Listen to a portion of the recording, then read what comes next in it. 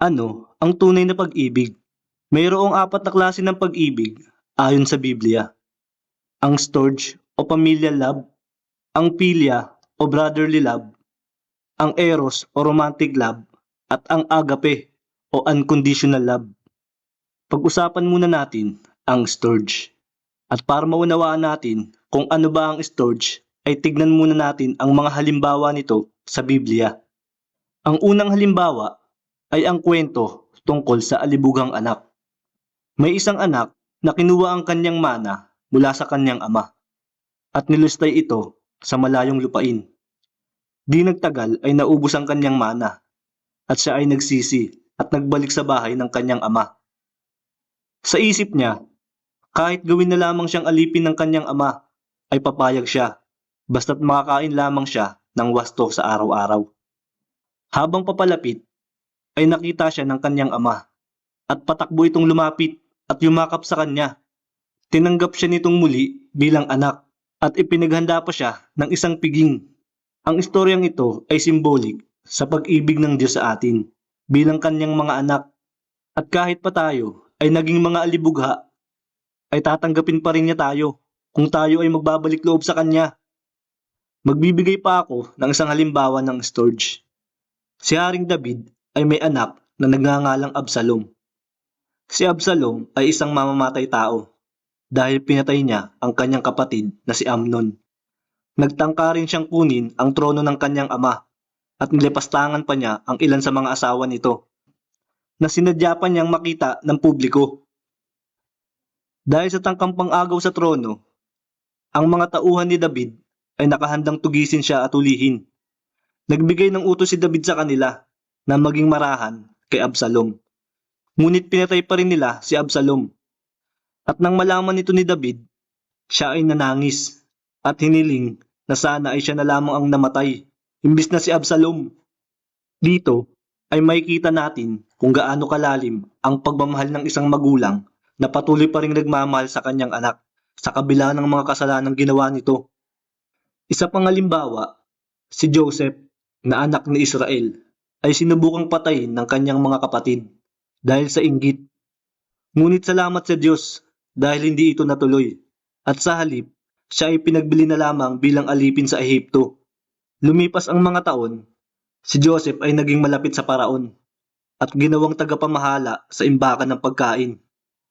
Nang dumating ang 7 taong taggutom, ang kanyang mga kapatid ay dumayo sa Ehipto upang kumuha ng pagkain. Hindi nila nakilala si Joseph dahil mukha na itong opisyal ng Ehipto. Sinubukan sila ni Joseph upang malaman kung nagbago na ba sila o kung gaya pa rin sila ng dati. At nang mapatunayan ni Joseph na sila ay nagbago na nga, ay pinatawad sila ni Joseph at inihayag ang kanyang pagkakakilanlan. At mula noon ay muling nabuo ang 12 anak ni Israel. Sa istoryang ito ay makikita natin ang nakakapintig damdaming pagpapatawad ni Joseph sa kanyang mga kapatid na nagpahamak sa kanya. At talaga namang kapupulutan natin ito ng magandang aral tungkol sa lalim ng pag-ibig ng magkakapatid. Pag-usapan naman natin ang second kind of love, ang philia o ang pagmamahal ng tao sa kanyang kapwa-tao. At ang aking unang halimbawa ay ang pagkakaibigan ni David at Jonathan. Si Jonathan ay anak ni Haring Saul na kaaway ni David. Tuwing may tangkang pagpatay na gagawin si Saul kay David, ay ipapaalam ito ni Jonathan sa kaibigan upang ito ay makaiwas at makaligtas. Minahal ni Jonathan si David gaya ng kanyang sarili at ayon kay David, ang pagmamahal na ito ay kahanga-hanga at higit pa sa pagmamahal ng mga kababaihan. Nang namatay si Jonathan, ay lubang nagluksa si David. Pagkatapos nito ay kinuha niya ang mga naulilang anak ni Jonathan at itinuring sila bilang sarili niyang mga anak. Ibang klase talaga ang lalim ng pagkakaibigan ni David at Jonathan. At kaya siguro ginagamit ng mga LGBT ang istoryang ito ay para palabasin na homosexual sina David at Jonathan at ma-justify na hindi naman kasalanan ang pagiging LGBT. Anyway, magbibigay pa ako ng isa pang halimbawa ng philia at ito ay ang kwento ni Apostol Pablo at ni Onesimo. Si Onesimo ay isang alipin na minsang tumakas sa kanyang among si Pilimon. At si Onesimo ay naging isang Kristiyano na at malaki ang naitulong kay Pablo. Dahil dito, pinakiusapan ni Pablo si Pilimon sa pamamagitan ng isang liham.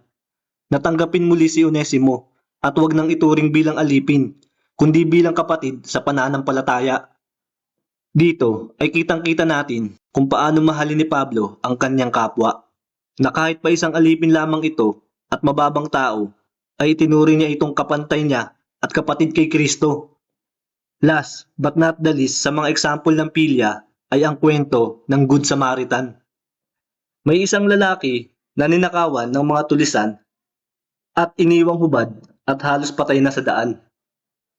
Nakita siya ng isang pari at ng isang libita, ngunit hindi man lang tumulong ang mga ito. Ngunit nang makita siya ng isang Samaritano, ay agad siyang tinulungan nito. Tinalian ng mga sugat at dinala sa isang bahay tuluyan upang siya ay maalagaan. Kinabukasan ay nagbayad ang Samaritano sa may-ari ng bahay tuluyan at nagbilin na alagaan ang lalaking sugatan. At kung magkano man ang magagastos para rito, ay kanyang babayaran sa kanyang pagbabalik.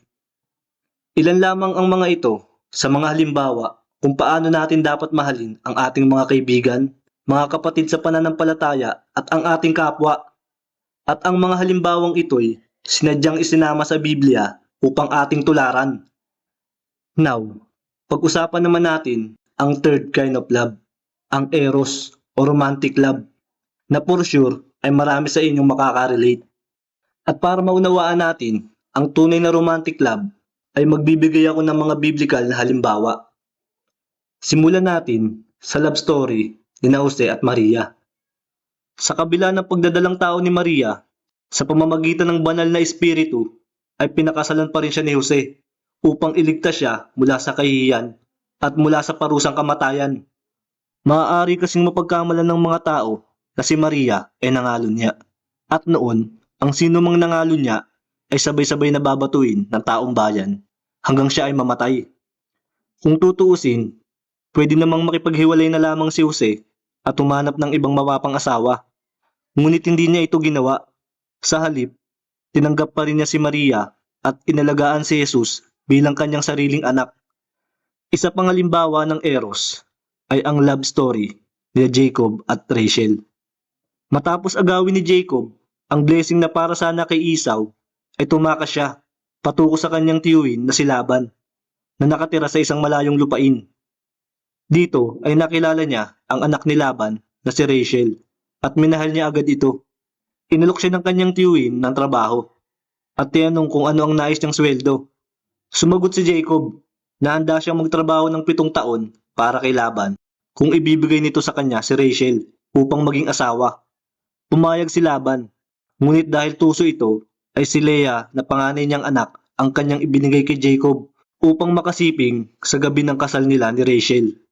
Nagalit si Jacob at sinabi ni Laban na sa kanilang lugar ay dapat ang panganay na anak muna ang unang maikasal bago ang pangalawa. Kaya kung gusto ni Jacob ay magtrabaho siyang muli ng 7 pang taon kay Laban para kay Rachel. At dahil mahal talaga ni Jacob si Rachel, ay pumayag siyang magtrabaho muli ng 7 pang taon. Ganyan ka-effort si Jacob para lang makuha si Rachel. But wait, meron pa akong kilala na mas matindi pa kay Jacob kung magmahal. At siya ay si Hosea. Si Hosea ay isang propeta ng Diyos at inutos sa kanya ng Diyos na magpakasal sa isang prostitute. Sinunod ito ni Hosea at pinakasalan niya si Gomer. Nagkaroon sila ng isang anak na lalaki. Ngunit si Gomer ay hindi naging tapat at nagkaroon ito ng 2 pang anak sa ibang mga lalaki. Ngunit kahit ganoon, ay minahal pa rin ni Hosea si Gomer at inaruga ang mga anak nito sa ibang lalaki. Dumating sa point na iniwan ni Gomer si Hosea at ang kanyang mga anak upang sumama sa kanyang kalaguyo. Di nagtagal ay iniwan din si Gomer ng kanyang kalaguyo at para masuportahan ang sarili, ay ipinagbili ni Gomer ang kanyang sarili sa pagkaalipin. Ngunit binili pa rin siya ni Hosea at kinuha siyang muli bilang asawa. Si Hosea na yata ang pinakamartir na taong nakilala ko. At sa istoryang ito ay maikukumpara natin ang relasyon ni Hosea at Gomer sa relasyon ng Diyos sa kanyang taksil na asawa, which is ang bayan ng Israel. Sa panahon ngayon, madalang na lang ata tayong makakakilala ng mga taong kagaya ni Jose, Jacob at Hosea na wagas kung magmahal, at nawa ay matularan natin sila upang magtagal at maging maligaya ang ating mga love life.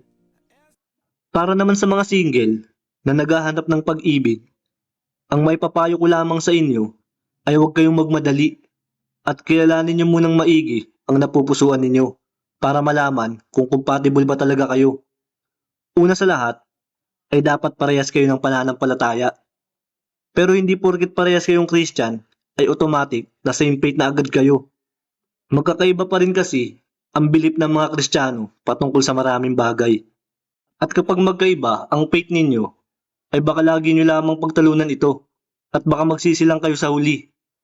Ikalawa, dapat ay nagkakasundo rin ang inyong personality. Dahil hindi naman ang physical appearance ang pakikisamahan mo, kundi ang ugali ng lover mo. If hindi man nagtutugma ang inyong mga personality, dapat ay willing kayong mag-meet halfway kung talagang mahal ninyo ang isa't isa. Lastly, dapat ay compatible din kayo sa beliefs nyo about sa sex. Dahil karamihan ng failed relationships ay due to sexual incompatibility. Disclaimer lamang po, ang susunod kong itatopic ay for adults only. Kaya viewer discretion is advised. Kailangan kasi nating pag-usapan ang mga sexual acts na sinful ayon sa Biblia. Una sa listahan ay ang anumang sex ng magpartner na hindi kasal. Ikalawa, ang pakikipagtalik sa kapwa lalaki o kapwa babae. Ikatlo, ang sodomy o anal sex, whether sa babae o lalaki ito gagawin. Ikaapat, ang pakikipagtalik sa kapamilya o malapit na kapag-anak. Ikalima, ang pakikipagtalik habang may regla ang babae. Ikaanim, ang anumang hindi natural sex acts gaya ng panonood ng porno, paggamit ng sex toys, group sex, rape, pagiging sadista, pakikipagtalik sa bata, pakikipagtalik sa bangkay, pakikipagtalik sa hayop, at iba pang uri ng kalaswaan. Para sa mga nagtatanong kung kasalanan ba ang oral sex sa pagitan ng mag-asawang lalaki at babae, ay wala pong eksaktong verse para rito sa Biblia, kaya hati ang opinion ng mga Kristiyano tungkol dito. Para sa ilan, ang oral sex ay kasalanan at maihahalin tulad sa sodomy dahil hindi ito natural. Ang ari kasi ng lalaki ay nilikha para lamang sa ari ng babae, hindi para sa bibig o puwet. Gayun din naman ang ari ng babae, hindi ito nilikha para sa dila o daliri. Para naman sa ilan, ang oral sex ay foreplay lamang at kailangan itong gawin bago ang mismong sex upang maging lubricated ang ari ng babae at hindi siya masaktan sa penetration at upang tumigas ang ari ng lalaki at may pasok niya sa ari ng babae, lalo na kung ang magpartner ay medyo may edad na at marami ng sakit gaya ng hypertension, diabetes at erectile dysfunction. Anyway, ang ma-advise ko lamang sa inyo ay pag-usapan nyo munang magpartner ang topic na ito at humiling kayo ng discernment mula sa Diyos. Then, kung labag ang oral sex sa inyong konsensya, ay mas mabuting huwag nyo na lamang itong gawin. May mga Kristiyano rin na naniniwala na ang pakikipagtalik ay dapat lamang gawin for the purpose of procreation o paggawa ng anak. So, para sa kanila ay hindi dapat mag-sex ang mag-asawa kung ito ay gagawin lamang for the sake of pleasure. Para rin sa kanila, tanging missionary position lamang daw ang allowed. At ang anumang sexual position maliban dito ay sinful at ikapapahamak ng tao sa impyerno. Parang masyado na atang extreme ang ganitong paniniwala. Kaya again, use discernment na lamang po at huwag gagawa ng anumang labag sa konsensya. Para sa akin, ang sex ay niloob ng Diyos na maging enjoyable para ma-motivate ang mga tao na magparami. Dahil kung hindi enjoyable ang sex, ay malamang matagal nang extinct ang lahi ng mga tao. Ang sex ay ginagawa ng mag-asawa bilang tanda na mahal nila ang isa't isa. At kung mahal mo talaga ang iyong asawa, ay gagawin mo ang lahat para lumigaya siya. At kung siya lang talaga ang mahal mo, ay iiwasan mo ang tukso na makipagtalik sa iba dahil ayaw mong masaktan ang kanyang damdamin. Kung sakali man na ang inyong asawa ay nagtatrabaho sa malayong lugar at hindi kayo makapag-sex, ay hindi po advisable na mag-phone sex kayo. Dahil sa technology ngayon, napakadali na pong ma-hack ang ating mga account at baka kumalat pa ang inyong video. Tandaan, habang nasa katawang lupa pa tayo, ang tukso ay laging lalapit sa iyo. Kaya dapat mo itong takbuhan, gaya ng ginawa ni Joseph sa asawa ni Potiphar. Anyway, para naman sa mga nagtatanong kung kasalanan ba ang pakikipaghalikan sa kasintahan, ay wala rin pong eksaktong Bible verse para rito. Kaya ang may papayo ko lang ay mas mabuting iwasan nyo na lamang ito hanggat hindi pa kayo kasal, dahil baka matempt kayo na gawin ang premarital sex. Pag-usapan naman natin ang fourth and final kind of love, ang agape o unconditional love. Ang agape ay ang pinakamataas na uri ng pag-ibig. Ito ay matiisin at handang magsakripisyo at hindi kailanman humihingi ng kapalit. At ganito po ang pag-ibig ng Diyos para sa ating mga tao. Dahil kahit noong mga makasalanan pa tayo, si Kristo ay namatay para sa atin. Ang mga tao ay hindi kayang magbigay ng unconditional love. Dahil in one way or another, ang mga tao ay laging nag-e-expect ng kapalit. Bilang halimbawa, ang bawat tao na may kasintahan o asawa ay umaasa na mamahalin din sila ng kanilang partner. Ang bawat magulang na nagmamahal sa anak ay umaasa na aalagaan siya ng anak sa kanyang pagtanda. Ang bawat Kristiyano na tumutulong sa kapwa ay umaasa na sa pamamagitan nito ay makikita ng Diyos na sila ay sumusunod sa kanyang mga utos. So, Diyos lamang talaga ang may unconditional love. Dahil kahit alam naman ng Diyos na hindi lahat ng kanyang nilikha ay mamahalin din siya pabalik, ay nilikha pa rin niya sila at binigyan ng pagkakataong ma-enjoy ang buhay at mamili ng tatahakin nilang landas. Ganyan po kabuti ang Diyos dahil ang Diyos mismo ay pag-ibig. Kaya hindi maikukumpara sa pag-ibig ng Diyos ang pag-ibig ng tao dahil ang pag-ibig ng tao ay napakababaw. Ang mga tao kasi ay likas na makasarili at inuuna muna ang pansariling kagustuhan bago ang iba. Karamihan din sa mga tao ngayon ay naghahanap lamang ng kasintahan o asawa na may pagyayabang nila sa lahat at kapag sawa na ay basta na lamang iiwan at hahanap agad ng kapalit. Kaya hindi po ako bilib sa mga nakikita kong couple na sweet sa public at sa social media dahil karamihan sa kanila ay fake lang ang affection and are cheating behind each other's back. Kaya kung kayo ay single pa rin hanggang sa ngayon, ay huwag kayong maiinggit sa mga ganitong couples at mas lalong huwag kayong mapipressure na magka-partner ka agad dahil marahil ay paparating pa lang ang taong inilaan para sa inyo ng Diyos.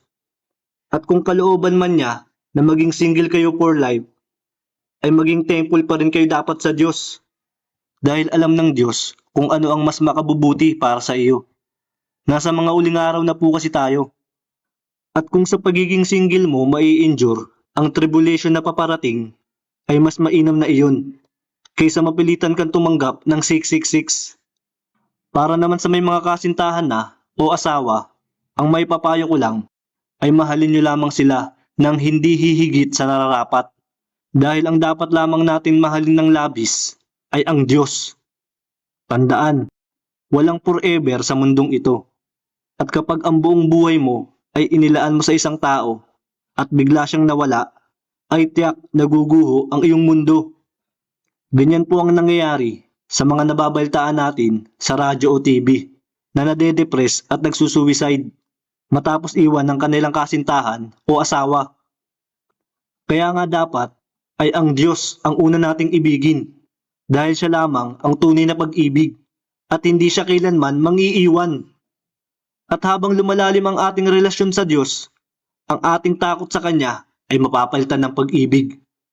Hindi ba't kapag mahal mo ang iyong magulang, ay hindi mo gagawin ang anumang ikagagalit niya? Ganon din po tayo dapat sa Diyos. Hanggat maaari, ay iiwas tayo sa kasalanan dahil ayaw natin siyang magalit sa atin. Iniibig natin ang Diyos sapagkat Siya ang unang nagmahal sa atin. Ang nagsasabing, iniibig ko ang Diyos, subalit napopoot naman siya sa kanyang kapwa ay sinungaling. Dahil kung ang kapwa na kanyang nakikita ay hindi niya magawang ibigin, paano pa kaya ang Diyos na hindi niya nakikita? Ito ang utos na ibinigay sa atin ni Kristo. Ang umiibig sa Diyos ay dapat ding umibig sa kanyang kapwa. Kaya magpatuloy lamang po tayo sa paggawa ng mabuti at pagbabahagi ng magandang balita. Dahil kung talagang mahal mo ang isang tao, ay ayaw mo siyang mapunta sa impyerno. Kaya kahit pa magalit siya sa iyo, ay subukan mo pa rin siyang bahagian ng ebanghelyo. Bukod sa galit, ay posible rin na ituring ka niya na weirdo o baliw. Ngunit kasama po talaga ito sa pagiging Kristiyano. Dahil kung napopoot man sa atin ang sanlibutan, ay alalahanin lamang natin na ang Panginoong Hesus muna ang kanilang kinapuotan bago tayo. Maraming salamat sa panonood at God bless you.